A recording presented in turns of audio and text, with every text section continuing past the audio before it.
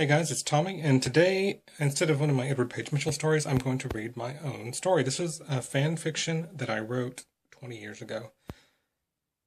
I wrote this in 1994. I was a huge fan of the TV show Quantum Leap, and another time travel show called Time Trax. They had a couple of similarities. They had a cute guy that was the time traveler. He had a holographic sidekick, and he had to set things right before he could go home. So this story is a crossover between those two shows. If you don't know anything about either show, the story should explain a lot of it as we go. LeapTrax by Tommy Howell.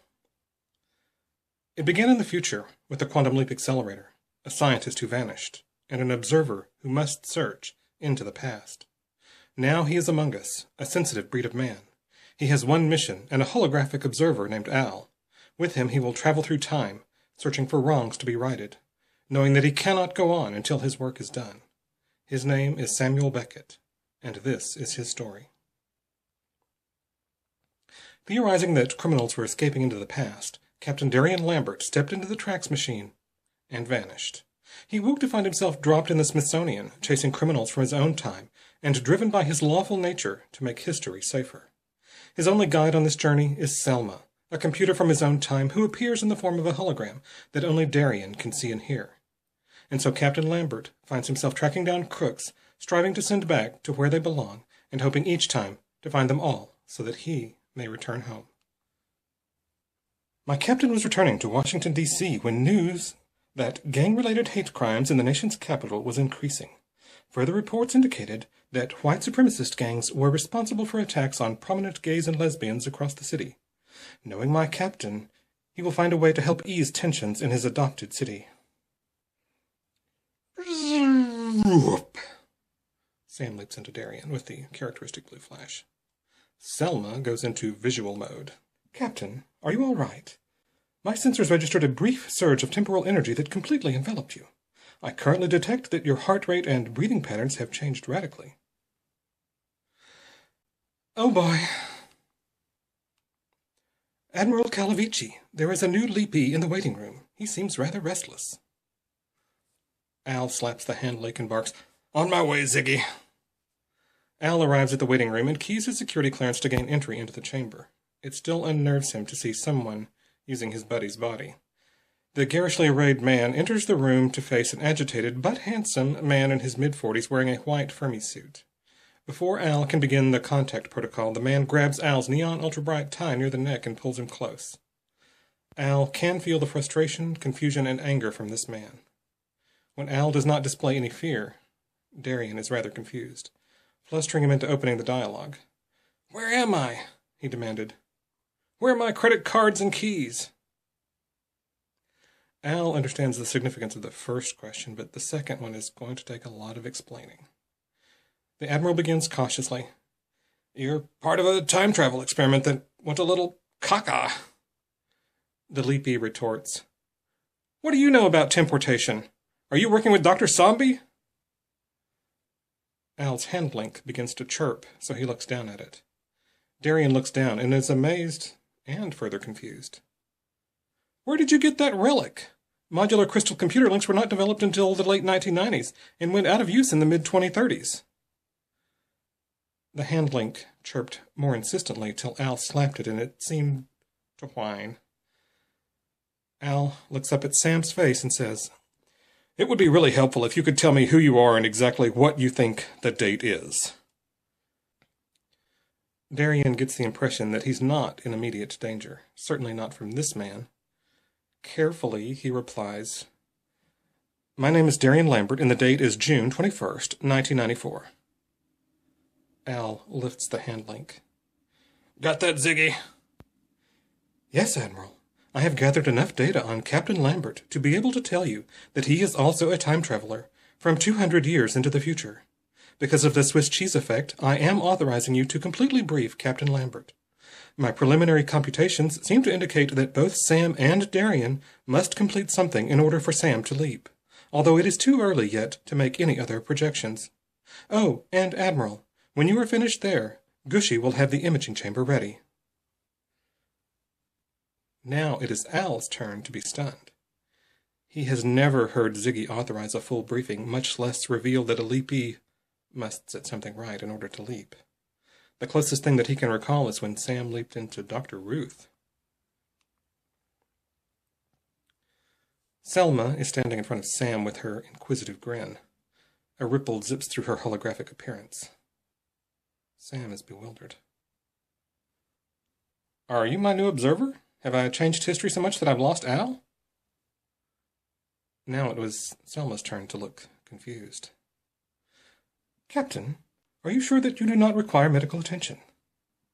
Sam looked up at Selma and asked, Who are you, and how is it that you are a fully realized hologram?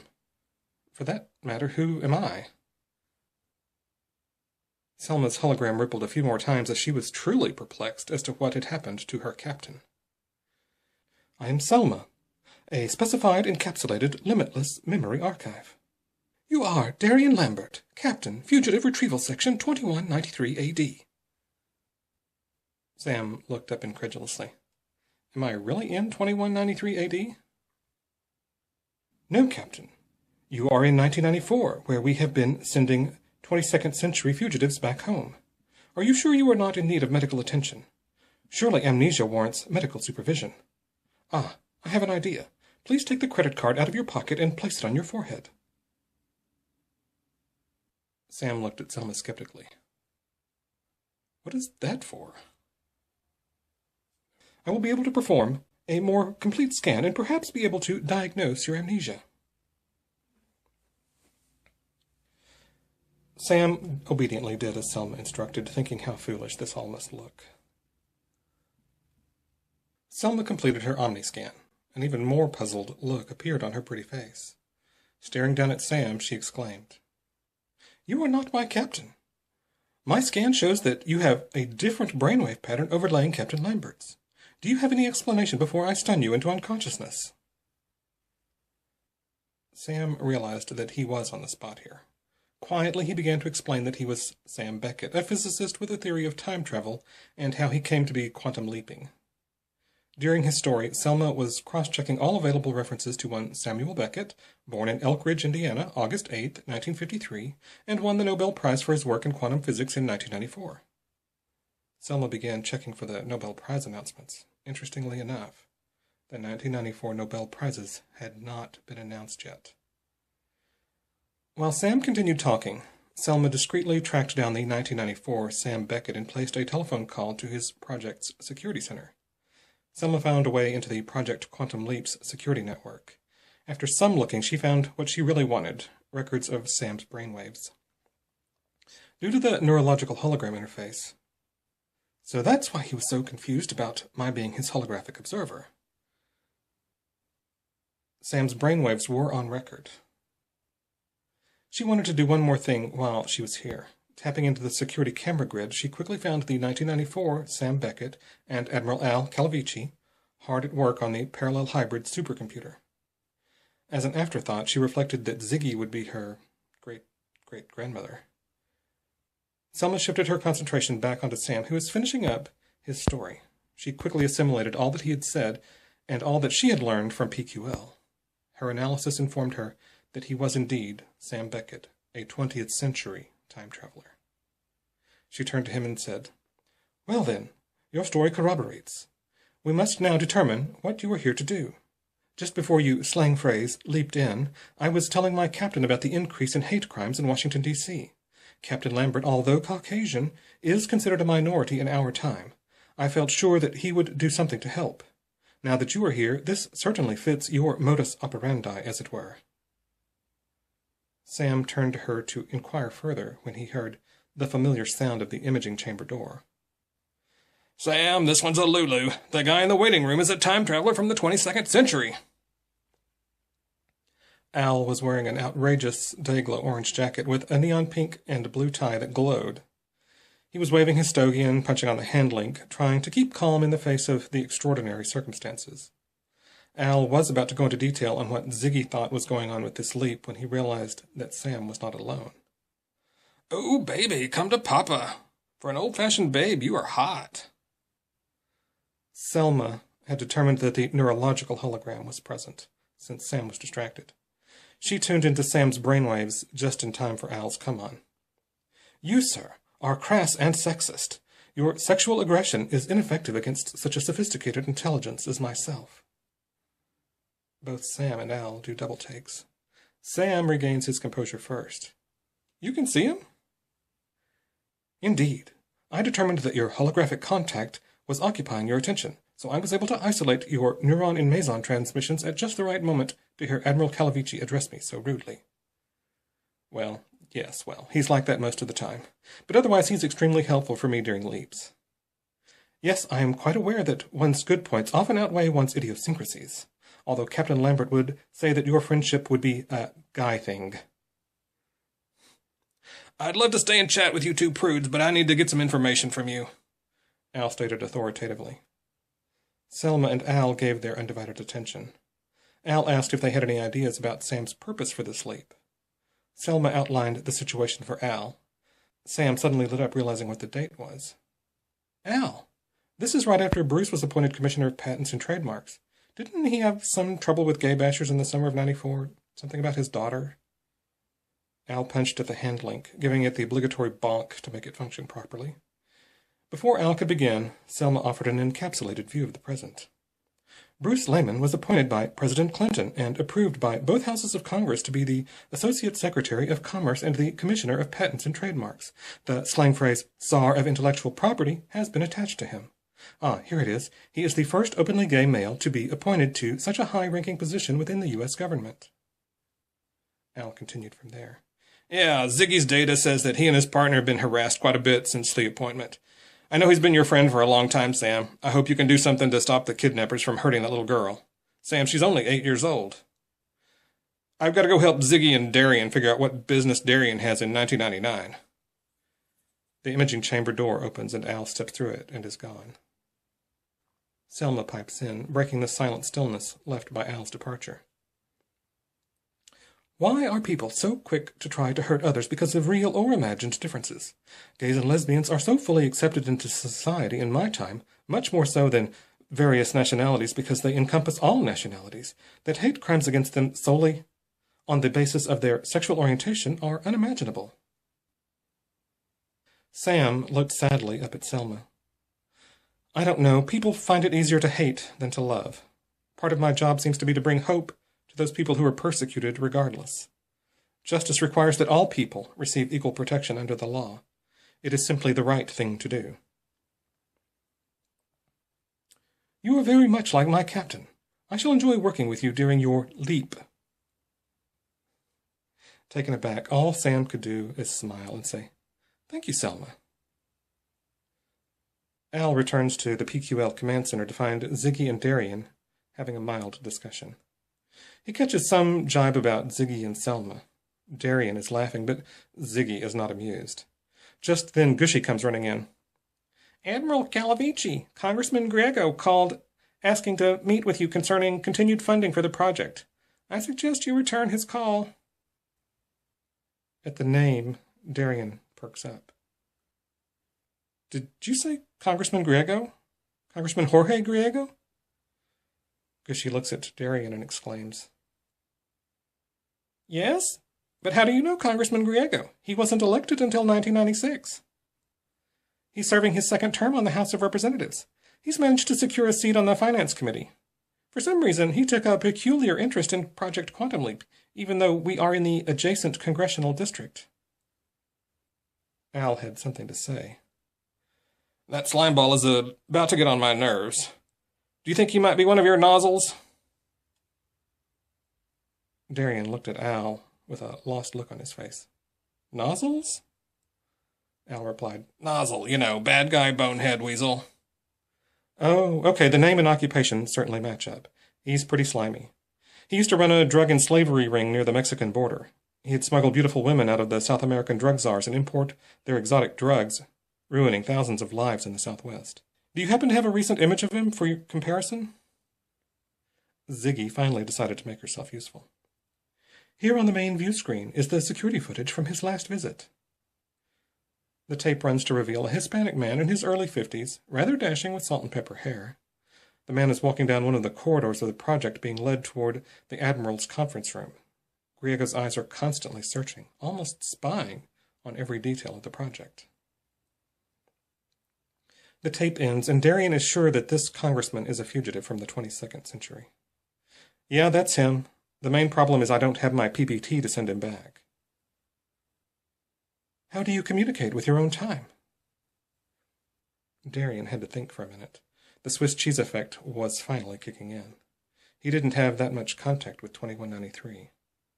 Something about a newspaper? Oh, great, a newspaper. Only you can't remember which one. Would they even still be watching for your ads in 5 more years? Darien had no answer. Surely they must, especially if I place one back in 1994 letting them know about it. Al spoke up. The Swiss cheese effect works both ways. You'd forget to place the ad. I'll need to get Selma to place the ad before Sam leaps out. She'll know which newspaper. Admiral, I've determined which newspaper Captain Lambert uses for communication. The Washington Post's personals during 1993 and 1994 have cryptic ads that point to Darien and their Trax machine. Also, there seems to be some indication that any delivery from the future will arrive at the Smithsonian Institute. Right! I remember always having to go into the women's restroom in the basement of the Smithsonian whenever I got something from home. Ziggy, can you place the ad in tomorrow's Washington Post for a short-term use PPT? And a trip to the Capitol? Consider it done, Darien. Now, if Darien's a police captain in your time, I presume he has some comparable cover here in the 20th century. You presume right, Dr. Beckett. My captain has established credentials with the ISA, Internal Security Agency, so that you would be in a very nice position to help Mr. Lehman. Thank you, Selma. You're most efficient. Now, how do we get to Bruce's office? My captain enjoys riding a Harley-Davidson motorcycle, which is currently parked outside his apartment. The keys are in your jacket pocket. Please be aware that the keyring is not a sophisticated car alarm, but the captain's sidearm. The red button fires a dose of TXP for sending fugitives back to the future. The blue button is for a 2-minute stun, and the green button is for a 3-hour stun. TXP is the chemical preparation for the temportation via the Trax machine. An hour later, Sam arrives at the commissioner's office. After showing his badge, Mr. Lehman agrees to speak with Captain Lambert of the ISA. Sam apprises the dapper Associate Secretary of Commerce of his fear that Mr. Lehman's daughter might be in danger. The commissioner agrees that she might be targeted, since most of the hate-mongering groups do not think that gays or lesbians should be raising children. Mr. Lehman tells Sam that the girl's mothers have her today, but that he and his partner would be picking her up this evening to go to the symphony. Lehman also indicates that they'll have the girl the remainder of the week, since it is summertime. Sam suggests that he accompany the 2 men this evening in order to provide additional protection. Surely these thugs won't attack with both sets of parents around. There's too many people. Sam also suggests that he call the mothers and arrange for additional witnesses to be present so as to further discourage the gangs. Sam says he'll do some more digging for clues, but will be back at 5:30. Sam left the office nervous and excited because he wanted so much to tell his old friend that the project was a success and the quantum accelerator worked. Part of the problem of time traveling is keeping from making unnecessary changes to the original history. Sam simply could not afford to tell him, because as the commissioner on patents, he'd be hard-pressed to keep that secret. Chirp, chirp, chirp, chirp. Huh? What's that, Selma? What is it? I just wanted to let you know that you did a marvelous job back there and didn't blow your cover. He's called to verify your credentials. I intercepted the call and gave you a glowing recommendation. He should not be so nervous this evening. Oh, also, Dr. Beckett. My scan of Mr. Lehman's office turned up something rather unusual. I detected a crude variant of TXP, the chemical portion of our means of temportation. My findings suggests that the compound is most likely in a large crystalline form, perhaps like a geode or possibly finely cut as jewelry. I did a rather thorough check of your Mr. Lehman and his entire staff to ascertain that none of them were fugitives from the 22nd century. They are all, as you say, clean. When we return later this afternoon, you should ask regarding the contents of the small black case on his desk. If the item is seeking patent, try to gain as much information as possible about it. One of its properties should be the absorption of delta radiation. Whoop! Sam, Ziggy says that you've got to make sure that you find out who is seeking a patent on those earrings on Lehman's desk. Ziggy says that the little girl is not in any danger, but finding out more about these earrings is what you're here for. Hey, Al. Selma was just explaining that she detected some kind of jewelry or crystal that was a crude variant on their temportation chemical. I wonder why Ziggy is interested in that. Both Sam and Al were puzzled over something that both computers thought to mention, but that Sam did not notice when he was in the office. Contemplating whether he should say anything, Al spoke up. Ziggy's keeping awfully quiet on this. She just listened to everything that Darien could tell her about Trax and his mission, and then she just shut up. Gushy is certain that she's chewing on all that new information, but her business about the jewelry is all I could get out of her.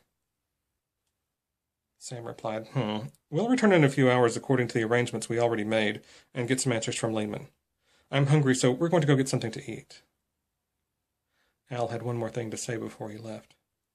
Oh, I need to tell Selma that Captain Lambert has discovered a 22nd century fugitive right in PQL's backyard.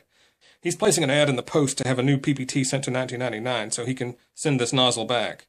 He says he's got to go to the Smithsonian to pick up the package. Ziggy approved of this right before she got quiet. Sam, I'm going to go with Darien to nail this creep since he's running around with your face and all. Always concerned about Al's adventuring, Sam just said, You be careful and keep Darien safe. Al just nodded and punched a few buttons on the hand link.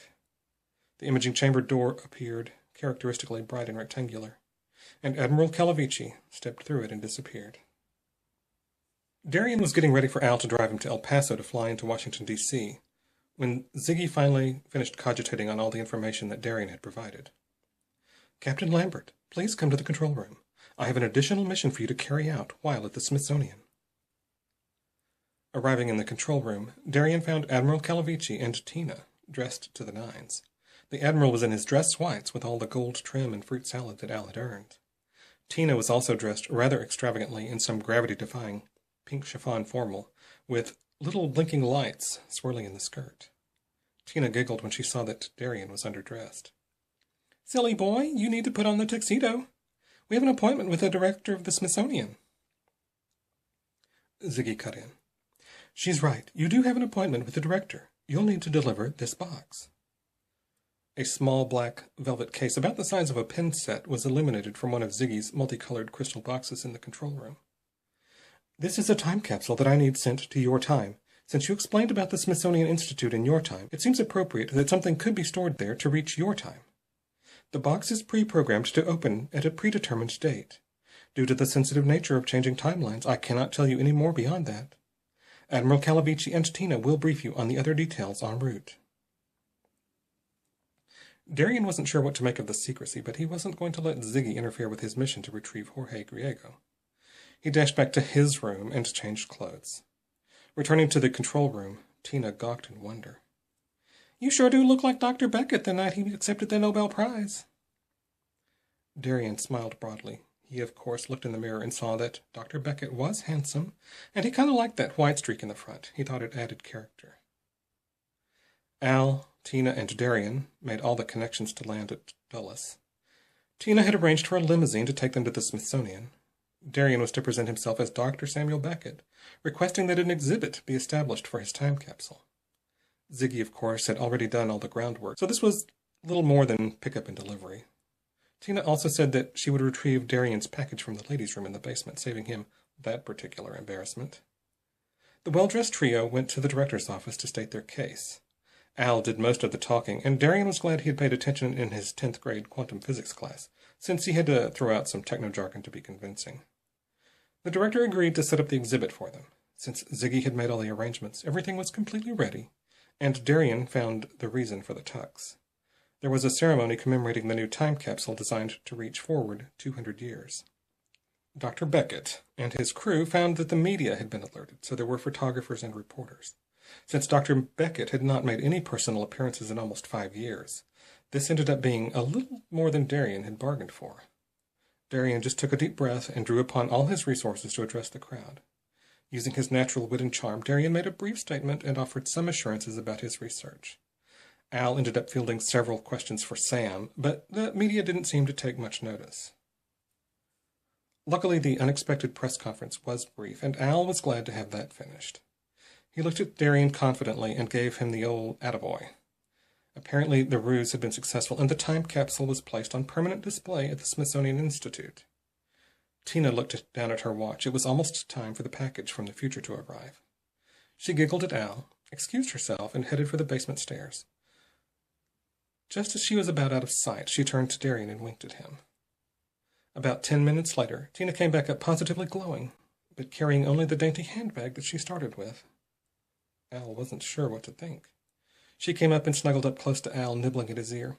"I got it. It's a tiny little thing." Al signaled Darian that it was time to go. The three made their way to the waiting limousine outside. Once all three were settled, Tina pulled the small package out of her purse. Darian opened it quickly. Inside was the familiar keyring, but with 4 buttons instead of 3. Al looked down at the thing. A car alarm? How ingenious. No one would expect that. Darian grinned. "Yeah, this one's a little different from my other one, but whenever I'm searched, nobody thinks about a car alarm being a weapon. The blue button is for short-term stun, the green button is for long-term stun, and the red button is for retrieval." Tina piped in, "What's the yellow button for?" Darian was just as much in the dark about the yellow button as Tina, so he said, "I don't have any idea, but I think we need to be in a safer place to experiment with it." Al agreed that there was plenty of open space near PQL, and their return flight was in about an hour, so they would not have time to test it until then anyway. The whole thrust of Darian's mission here suddenly came to the front of his mind. Being in the familiar setting of Washington, D.C., Darian quickly asked, "What if Griego is here in Washington? As a U.S. congressman, he has a good chance of being in town." Al quickly punched up some stuff on his hand link. Ziggy had evidently considered the possibility because the answer was on the display before he could finish keying anything. "Representative, Republican, New Mexico. Jorge Griego's itinerary currently places him in Hidalgo County, New Mexico. Interestingly enough, he is not in the major town, Lordsburg." The 2 men were stumped, but at least they had a place to start. Sam returned to the Office of Patents and Trademarks around 5:45, as the commissioner had suggested. Bruce let him into his office, immediately saying he was about ready. Sam spied the jewelry case open on the desk that Selma and Ziggy both had commented on. Thinking quickly, Sam asked, "What's the deal with the big earrings? Isn't your daughter a little too young for something that flashy?" Mr. Lehman looked up and smiled. "You're very observant, Captain Lambert. These little jewels were developed by a chemist named Lloyd who was trying to come up with some radiation shielding. This was not quite what he was expecting, but these do have some radiation shielding capabilities. After some extensive testing, he found that these crystals do absorb the fatal delta radiation, but not the more common gamma radiation. Also, the nature and size of the crystals prevents them from being all that useful. They do not change color when exposed to radiation, and they must be in close proximity to any subject being protected. He developed these earrings for women. They're a little bigger than most men are willing to wear, who work in areas that might be at risk to delta radiation poisoning. He's going to be awarded the patent, even though the likelihood of their being useful is pretty small. Delta radiation is still pretty rare, and scientists have not found much use for it." Sam was smiling at the information. "Thank you for that explanation. I'm sure you run across the most interesting gadgets and ideas here." The commissioner smiled. "Yes, as a matter of fact. Now, shall we be on our way?" Sam got into the car with Mr. Lehman as they went to pick up his partner, a respected scientist that Sam had met once before, and onto the girl's mother's house. When they arrived at the girl's house, Sam was out of the car and scoped the place just as if the danger were real. The girl and her 2 mothers came out to greet Mr. Lehman and his spouse. It was obvious who the biological parents were, thought Sam. Sam signaled the all clear, and the 3 men and the little girl went off to a nice restaurant for supper. Sam maintained the charade throughout the evening, playing the undercover cop. Once he was out of earshot of the rest of the party, Selma spoke up. "I also ran a check on this chemist, one Davis Lloyd, who developed the crystals. He is not one of the fugitives either. Neither is he funded by any of Sambi's front organizations based on my available data. It seems he has stumbled onto something similar to TXP serendipitously." Sam smiled, since Selma's holographic image rippled during the word serendipitously. Selma seemed very helpful, much more helpful than Ziggy, and so much more human without the big ego that makes Ziggy so self-important. Sam felt the call of nature, and confident that Lehman's party was safe, headed for the men's room. Just as he closed the door to the men's room, the imaging chamber door opened. "How did I manage to walk in on you just as you were going into the men's room?" Al was still dudded up in his dress uniform. Sam was determined to do what he came in to do, but also wanted to take advantage of this opportunity to get an update from Al. "What's up, Al? Why the formal uniform?" "Oh, that. Darian, Tina, and I just had a press conference at the Smithsonian Institute. We just set up a time capsule at the Smithsonian, Sam." The handling squawked, so Al looked at it. "Ziggy says that jewelry was very useful, and we had a set, custom made." That's all she had to say. She was awful secretive about the time capsule, too. She had that thing completely built to her specifications overnight. Ziggy says that you just have to sit tight until Darian finishes what he has to do, and then you'll both leap. Sam zipped up, washed, and returned to the family he was protecting. Darian was waiting impatiently while Al was in the imaging chamber talking to Sam. He took the opportunity to change into something a little more comfortable than the tux, but knew that Al would want to change too. Ziggy sensed his anxiety. "When Admiral Calavici returns from the imaging chamber, take him into the long corridor and demonstrate the yellow button on your PBT. The corridor is sufficiently safe for any demonstration from your weapon, and it is within my sensory network. In other words, I also want to see the demonstration." Al stepped into the control room just in time to hear Ziggy's last pronouncement. Darian motioned for Al to follow him into the corridor. Tina slipped out just as the door sealed, making sure that everyone was safely behind him. Darian pointed his PPT toward the distant wall and pressed the unknown yellow button. A hologram appeared. It was a woman. She looked familiar, but his mind could not accept what his eyes were telling him. She spoke. "Hi, Darian. I thought you might like a personal message of reassurance from back home." The identifier at the bottom of the image said, Elissa Knox Lambert. It was Elissa. He still didn't understand. Elissa had died in 2193 when Zombie pulled her into the Trax machine unprepared. The hologram continued. "Based on the contents of the time capsule from 1999 that opened in 2193, you still think I am dead. The earrings that you sent me the day before Zombie tried to kill me saved my life. The radiation absorption properties of the gemstones shielded me from taking a lethal dose of delta radiation. I was still comatose when you left for the past. I did not recover for a couple of years, so you did not learn that I had survived until you returned home. I understand that you may not remember this when you return to 1994, but please, return home to me safely, my love." And the transmission ended. Darian was stunned, in tears, yet overjoyed. Elissa lived! Whatever Ziggy did with that time capsule had made a crucial change in his timeline. Elissa would be waiting when he returned. After a moment, Ziggy broke in. "I hate to break this up, but Representative Griego is still at large. You cannot leap back to 1994 until you have sent him back to 2199. Sam and the trio in his charge pulled into their home about 9:30 p.m. Sam got out of the car first to check things out. Chirp, chirp, chirp. "What is it, Selma?" "Dr. Beckett, I am detecting 3 armed men against the side of the house, hidden in shadows. I am calling 911 for backup." "Thanks, Selma," said Sam as he reached for Darian's PPT. "The blue button is stun. The blue button is stun," he reminded himself. He pulled it out of his pocket just as the first goon stepped out of the shadows. Oh, boy, a skinhead. "All right, you faggots, out of the car. Hands up in the air. Don't try anything stupid. We're taking the little girl to a real family with a real mommy and a real daddy." Sam could make out one of the goons in the shadows. Since the PPT was already in his hand, he carefully aimed and pointed. Pew! The guy glowed blue for a second and fell to the ground. The one that was visible and making the demands came toward Sam menacingly. "You homo! I told you not to try anything stupid. What did you do to my brother?" Sam muttered. "He's all right. He's just taking a little nap." The guy was now close enough to Sam to take a swing. After all these leaps, Sam had learned how to at least defend himself. On more than one occasion, he had landed some pretty good punches. Sam blocked the first punch and used the momentum to throw the skinhead a little off balance. Sam was moving in for a counterstrike when Selma warned to duck, that the third nozzle had left the shadows and was about to wallop Sam with a shovel. Sam ducked, and the first guy, who was still reeling from Sam's throw, caught the brunt of the shovel strike. Sam was just able to get reoriented and stun the guy with the shovel before he could strike. Sam could hear the sirens in the distance. Selma's 911 call would be here just in time for the cleanup. Sam stuck his head into the car and told his charges to stay in the car until the police arrived, that he was going to check the rest of the house. Bruce struck out his hand, wielding the key to the front door. Sam graciously acknowledged that he was grateful for the assist and dashed off to the entrance of the family's domicile.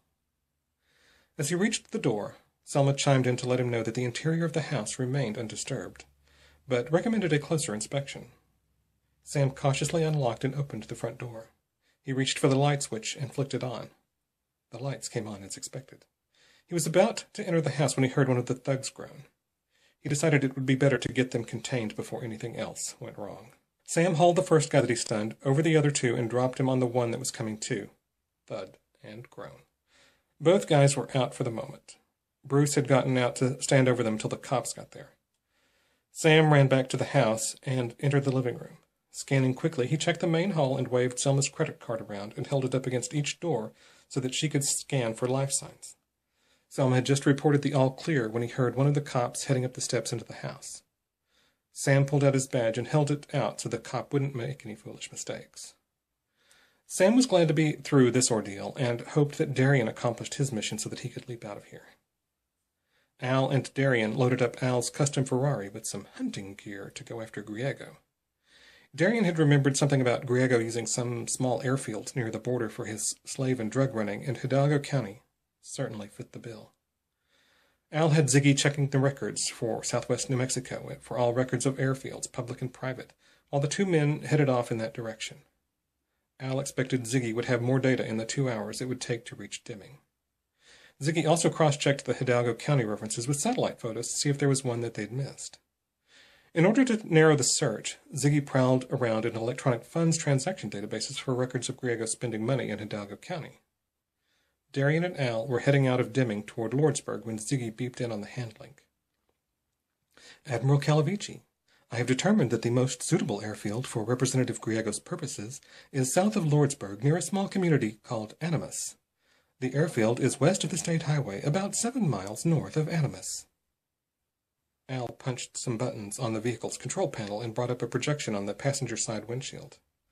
The display showed the area, highlighting the route Ziggy described. Al estimated that they would not arrive for over an hour due to the mountainous terrain. Darian was impressed. Technology had really moved in the last 5 years, even if Al's gadgetry did represent the cutting edge for 1999. Al made a left turn in Lordsburg, where they passed a traveling carnival. It barely registered with either of the men as they headed south for the airfield near Animas. About 4 miles from the airport, a sleek-looking vehicle came barreling north along the state road. That caught the men's attention, at least long enough to put Ziggy on the case. Although the vehicle was out of sight too quickly to get a license plate, the description was enough for an easy match. A black '98 Lexus was rented to one Jorge Griego in Truth or Consequences yesterday. Al proved his driving prowess by getting the vehicle turned around while still moving at a pretty good clip. Darian was slammed up against the window, but had nothing but respect for the man behind the wheel. The luxury vehicle, having the lead and several minutes head start, was unaware that it was being followed. The Lexus arrived at Lordsburg and parked a block away from the carnival. Griego headed toward his contact unhindered and confident. Al's Ferrari was entering the city limits, and Darian had his eyes peeled for that black Lexus. As the carnival came back into view, Darian realized they were going to have trouble. Scanning the carnival site, Darian spotted Griego headed for one of the attractions. Darian urged Al to find a place to park, and as soon as the car slowed enough, Darian was swinging out to pursue Griego. Griego had stopped to talk to his contact, the rube running the House of Mirrors. The mirrored maze was an ideal place to hold the young women that they were smuggling into Central America. The carnival attracted all the drifters and odd travelers, since it was the main tourist spot right now. The guy running the show had several sliding doors set up to lead unwitting beauties into his trap. He was giving Griego directions for getting to the girl's cell when Griego saw Sam running toward the attraction. Griego had no idea why the secretive scientist would be at the carnival, much less making haste in his direction. So he ducked into the House of Mirrors, hoping that he wasn't seen. Darian saw the fugitive enter the maze, but he had no idea what he was up to. Darian rushed right on in past the attendant. Darian made a few turns and realized that he had made the wrong turn somewhere. He could see Griego through some of the plexiglass walls and reflected through some of the mirrors. Darian realized that he was at a serious disadvantage here. The mirrors reflected someone else's face, Sam's. Griego seemed to know his way around in the maze, and he did not have Selma to guide him. In a moment of frustration, Darian yelled, "Griego, I'm sending you back!" At that, the suave Hispanic suddenly turned pale. He had heard about a future cop some years ago, but the rumor never popped up again. So he figured he was safe. What he still didn't understand was why Sam Beckett was the one coming after him. Griego was dodging around some of the tight corners in the maze. Had Beckett really been to or from the future? The congressman suddenly realized that his man at the controls hadn't slid the last door to let him into the holding cell. Feeling trapped, he cried back, "Who are you? What do you want?" Darian heard the sound and realized he was very close. Feeling the walls on both sides, Darian detected a gap he hadn't seen and slipped through. He turned one final corner and found his quarry backed into a corner. Darian thought he'd make the man squirm just a moment longer. "Man, you've always been so yellow. When I brought you back in 2190, you were cowered down like a wolf with his tail between his legs." A glimmer of recognition registered in the man's eyes. "Lambert!" Darian shifted into a solid stance, taking the PPT in both hands. "And I'm going to send you back." The slime ball glowed green for a couple of seconds and slid unconscious to the floor.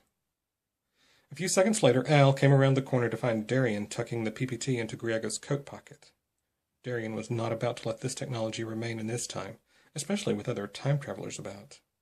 Al reported that he had gotten the slug running the House of Mirrors. Al looked down at the guy who gave him a good chase and said, "When's he going to beam out of here?" Darian was scratching his head. "Oh, I have to have a transmission tone to activate the temportation sequence." Al said, "I guess the handling can do that. What frequency?" Darian realized he had no idea. Selma was programmed to provide that for him. After a moment of cross-examination, Al decided to set up the handling to emit a continuous tone all along through the audible portion of the spectrum. Darian was sure that a low volume would work, so that they weren't going to be deafened by the tone. About 2/3 of the way up the scale, the fugitive flashed out of existence. Before Al could shut off the hand link, the tone hit high C. The tone escalated, causing all the glass mirrors to shatter, revealing the cell where 3 young women were bound. Al looked and saw Sam's face in one of those twisty, distorted mirrors, just as Darian leaped out. So visualize Sam leaping from the twisty mirror into another roiling miasma of sight and sound in the characteristic blue flash. The chaos comes to a halt, and Sam finds himself thrown to the ground. A young boy in his early teens with long black curls is up and ready to go. "Hey, Phineas! When and where did we land this time?" Sam realizes he is clutching a stylized, antique pocket watch with a classy V on the cover. He opens the clasp, and the face reads in years, with hands pointing to 1776. Oh boy. I hope you enjoyed my little story here, and the ending was going to be setting up a crossover with the TV show Voyagers, which ran in the early 80s on Sunday nights. It was another time travel show with a young kid. It was Mino Palouse, who I think is Soleil Moon Frye's half-brother or something like that. Leaping into the Voyager series was a good way to let Sam leap outside of his own lifetime for Quantum Leap. If you have any comments, leave them down below. It is available, the entire story is available to read online at the Quantum Leap archive. I'll see if I can find a link, but you can just Google LeapTrax, LeapTrax, and it's like the first link. And you'll see how I posted it in 1994 to the Quantum Leap archive. If you've been enjoying my vlog every day in April, leave a comment or subscribe, and I will see you next time.